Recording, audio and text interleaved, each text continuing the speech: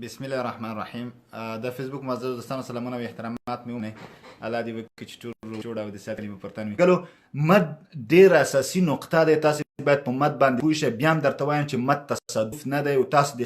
حافظان د قرآن نه وئ، خو یو څوک چې مثلا که قاري صاحب قرآن تلاوت کوي تاسو باید دقیق پوه شئ چې دلته مد په کار و او ده ونه کړو، یا دلته مد په کار نه و ده وکړو. یعنی کله چې تاسو د مد حرف د مد او سبب د مد وپېژنئ، خود به خود تاسو په مد باندې پوهیږئ. ځینې مواردو کې له بده مرغه ډېر دغسې موارد شته چې مد وي نه او د مد کول په کار نه وي، مد کوي خلک. قرآن تلاوت کې مد کوي، نو ته ورته ویلی چې دلته مد نه کیږي ځکه چې دلته سبب د مد نشته، دلته حرف د مد نشته. نو مد کله چې حرف د مد وجود ونه لري، سبب وجود ونه لري، مد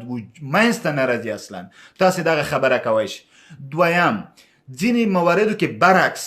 داسې وي چې مد کول په کار وي، مد نه کوي. کله چې مد یعنی حرف د مد وجود ولري، سبب د مد وجود ولري، طبعا هلته باید مد وشي. او دا چې ته مد نه کوي دا بیخي کاملا لوی اشتباه دی، در حالی کې چې مد سره دی چې مد لازم، مد مثلا واجب او مد حتی لکه جایزم کېدی شي، خو لازم دا چې مد لازم وي او ته نه کوي دا خو بیخي یعنی دا اشتباه دی، دغسې څه نشته. مقصد ما منظور دا دی تاسو ته دا ضرور نه دی چې تاسې حافظ د قرآن وی. تاسې اوس پوه شوئ واو الف یا واو الف یا دا حروف مدی دي. مد چې کله واقع کېږي یا به په واو واقع کېږي یا به په الف واقع کېږي یا به په یا واقع کېږي، په بل کوم بل حرف باندې مد قطعا نه واقع کېږي. یو ما مخکې درته ویل چې مد دغسې سمبول دی، صحیح دی. دا سمبول چې چېرته وي مد دی. مد اوږدوالي ته وایي، اوږدوالی یا تطویل یا زیادت ته وایي، زیاتوالی به چېرته کوم حرف نه مد وي نو طبعا ما درته ویل مد یا په واو راځي، که واوي وقت کوي، که په الف باندې وي یا داسې، او که چېرته په یا وي نو په واو الف یا باندې مد راځي، تاسې مثلا داسې مد وت کوي. دغه سمبول دی. مد دپاره دوه شیان ضرور دي، مدي حروف یا مدي یا د مد حروف. د مد حروف دي دا مهم دي. ما درته وویل چې مدي حروف ما مخکې ویلې درې دانې دي، واو ساکنه البته، یا ساکنه البته، الف خو همیشه ساکن وي، خو چې د دې نه ما قبل هم جنس وي. واو دا معنی چې ما قبل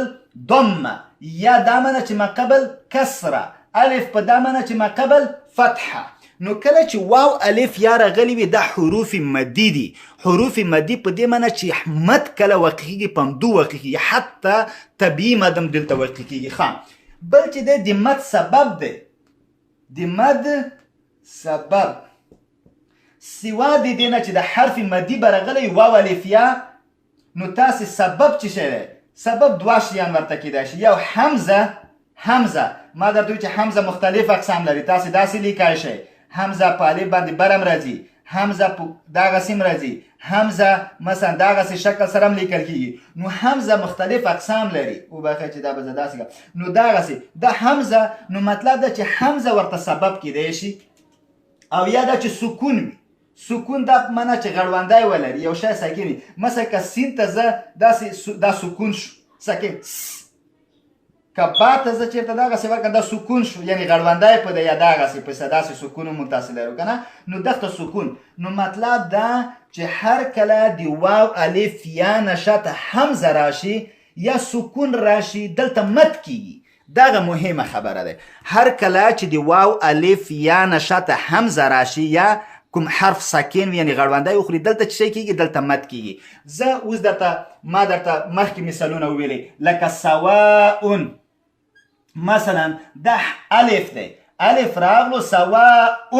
دلته حمزه راغله. الف چې دی د حرف دغه مدي حرف دی او شاته حمزه راغله، حمزه ورته سبب شوه، نو چې دغه دی حرف مدي او سبب دواړه راغله، په کار دی چې دلته هغه راشي مد. سواء وګورئ الف باندې مد راځي، مد یا په الف راتلی شي یا په یا راتلی شي یا په واو، په بل څه شي نشي راتلی. یا به تاسې دغته الف ورکوئ، یا به د یا ته ورکوئ، یا به الف ته ورکوئ، بل شی نشي خوړی. نو سواء سواء من السماء مثلا ډیر دغسې مواردي ما لکه مخکې هغه وویلې دا الف دی علا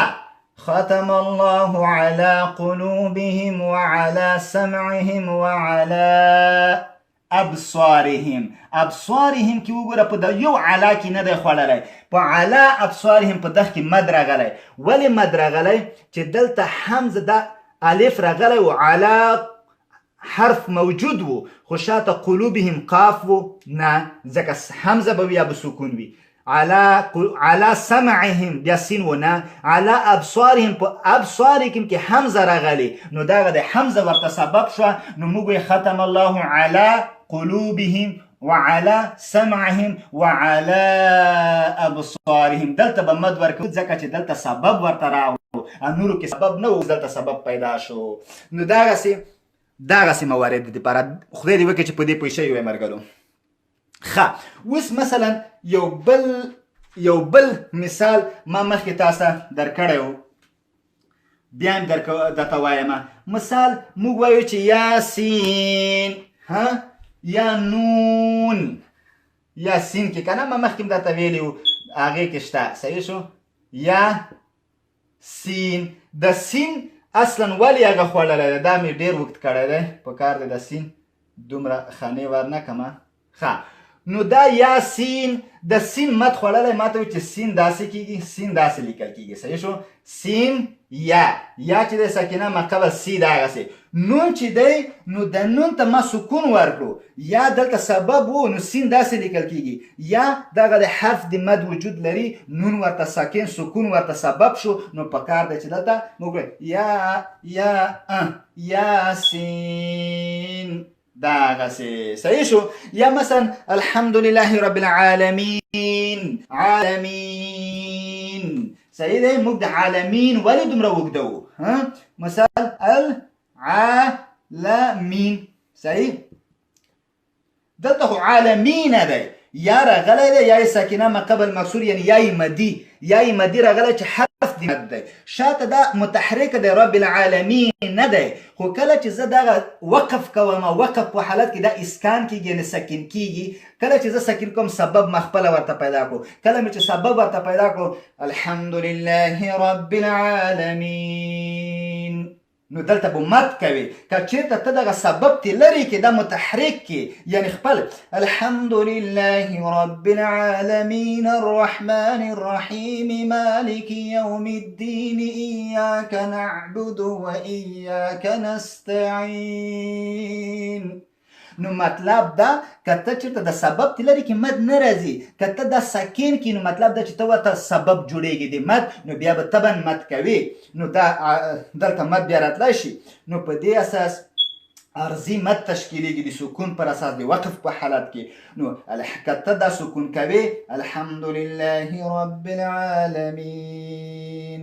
الرحمن الرحیم مالک یوم الدین نو په ټولو کې ته باید مد وکړې یا عم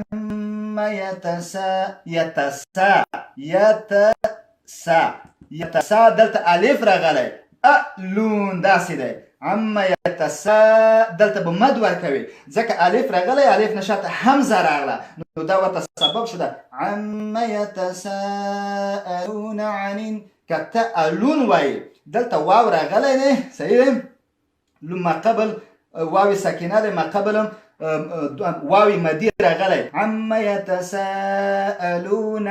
الون دی خو که ته وقف کوي نو ته ورته سبب جوړېږي سکون دیر سکون ورته مته عم یتساءلون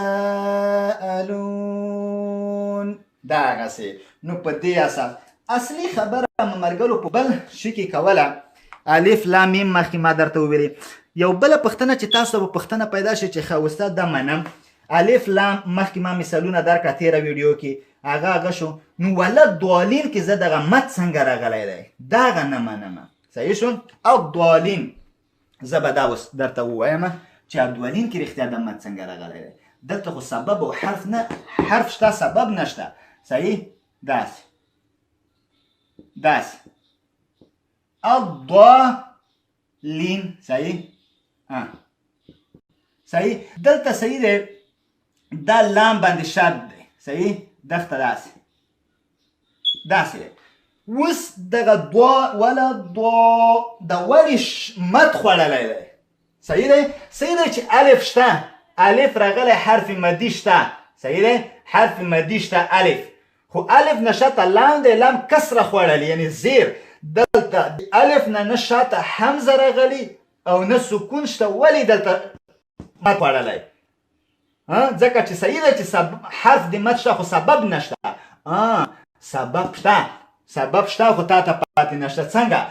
چې باندې لام باندې شد دی کله چې یو حرف باندې شد ما درته ویل کله چې لام باندې شد وي دا معنی چې دا دوه لامونه دي شدي دا یو لام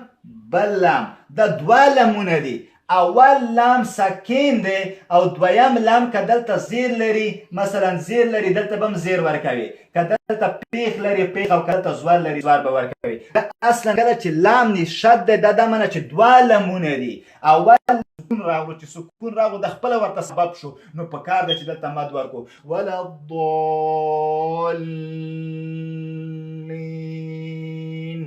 دلته بم تاسې ولی نه دی اصلا یا راغلی یا حرف مدی دی خو شاته کله چې دا ما ورته سکون ساکن کړو نو دلته مد کیږي ولو که لیکل کیږي نه ولا الضالین دلته بم تاسې څه کوئ مد کوئ خدای دې وکړي چې په دا خبره پوه شوي وای ملګرو نو مطلب دا که فکر دې وي ما به بار بار یوه خبره درته کوله چې د ما درسونه د یو بل سره لینک لري لینک په دا معنی چې اوس که چیرته ما ته دا شک نه وای چې تاسې په ولدولین مد کې درته شک پیدا نشي نو زه بیا دویم ځل دپاره لایف نه راتلمه خو ما درته وویل چې تاسې به په دا ټکي پوه نشئ چې کله یو شي باندې شد وي نو هغه دوه وي ما تاسو ته په شد کې بار بار ویلې چې که موږ چېرته دغسې لیکو دا معنی ابا صحیح ابا دا معنی چې حمزه خپله لیکو او د با دوه دنې باګانې دوه باوې دي صحیح دلته یو با اوله ساکن دی او دویم که دلته زور لري زور ورکوو که زیري الف مثال داسې حمزه با فتح اب با فتح ب اب نو دې په خاطر چې دغسې سختي نه ځان وساتو د با په بله با کې مدغم کوو د شد په واسطه نو موږ داسې کوو چې اب د با فتح دلته ورکوو خو د دوو فتح اب د یوه با په بله با کې ننباسو د شد په واسطه نو دا هم داسې دی ما درته لله هم ویلی و الله لله نو په دغو صورتونو کې مواردو کې تاسې کوی شئ چې همداسې ودرېږئ چې وبخئ چې ښه نو دغو دپاره زه دروازه خلاصه کړم نو ملګرو نو دې په خاطر تاسې کوی شئ چې د همداسې مواردو دپاره حمزه او سکون دا ورته سبب جوړېدای شي نو که اوس څه پوښتنه لرئ زما په خدمت کې یم ملګرو تاسې نرغونته هره پوښتنه چې لرئ نو ملګرو تاسې کوی شئ هره پوښتنه یې په دې کې مثلا پوښتنه کوی شئ دا ډېر اساسي او اړینه موضوع دی دا تصادف نه دی اوس کوم قاري صاحب چې چېرته قرآن تاسې د قرآن حافظان نه وئ مثال زه یو ځای کې مثال یو ځای تلاوت کوم تاسې باید پوه شئ صحیح شو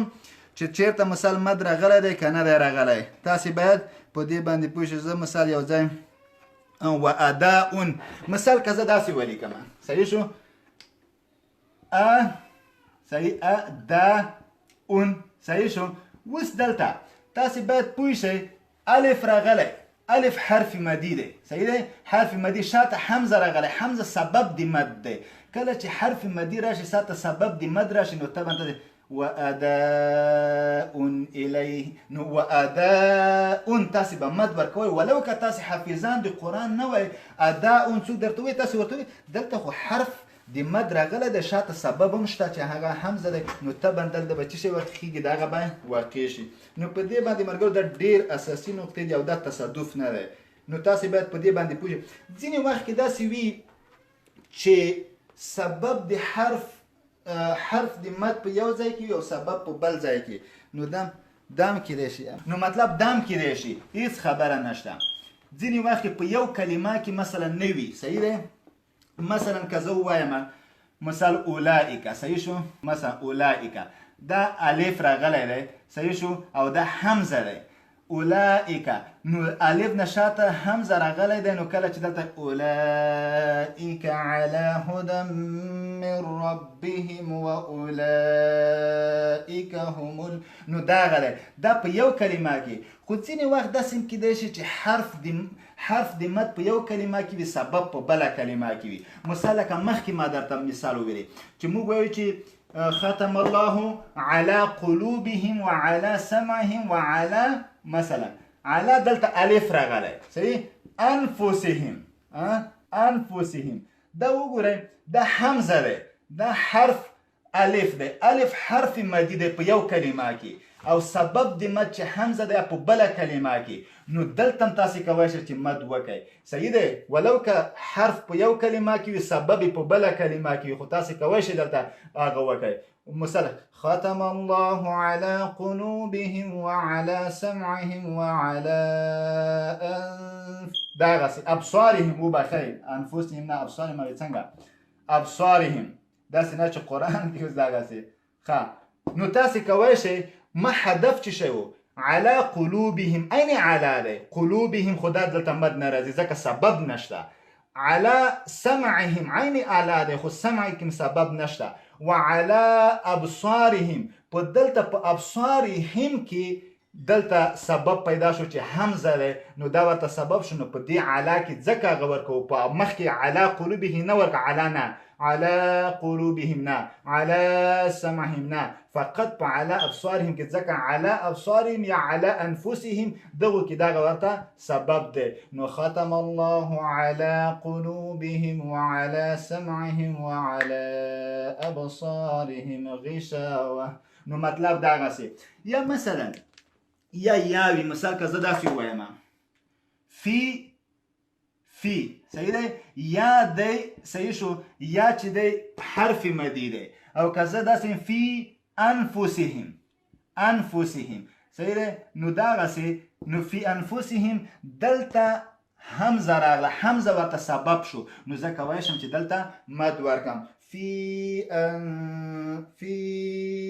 انفسهم دغسې نو موارد دغه ډیر ضرور مرګرو چې تاسو پوه شئ چې حرف ته ورګه چا پښتنې کړي دي کنه نو مرګرو که څه پښتنه وي اخیری یو 2 دقیقې در سره یم کولی شئ خپلې پښتنې مو مطرح کړئ او بالکل زه مستقیما ستاسو پښتنو ته ځواب ورکوم 2 دقیقې مرګرو تاسې کولی شئ چې دا هغه کوئ صحیح شو نو اوس هر چېرته چې وي مثال تاسې ټول اوس پوه شوئ که قاف نون داسې چې شوي مثال تاسې که نون ته ما درته وی چې مد ورکوئ نو تاسې به وایئ چې د نون کې خو دغه دی نه واو الف یا شته یعنې نه حرف د مد شته او نه حمزه او سکون شته نه سبب شته نو ولې مد راغلی نو نون خو ملګرو داسې لیکل کېږي صحیح شو نون داسې لیکو که نه لیکو صحیح شو نون داسې لیکو چې نون داسې لیکو دا خو واو راغلو واو چې دی حرف مدي شو شاته دغه نون ساکن دی یعنی سکون لري غړونده جنګنده نو کله چې سکون ورته دا سبب شو سبب ورته سکون شو نو ضرور دی چې دلته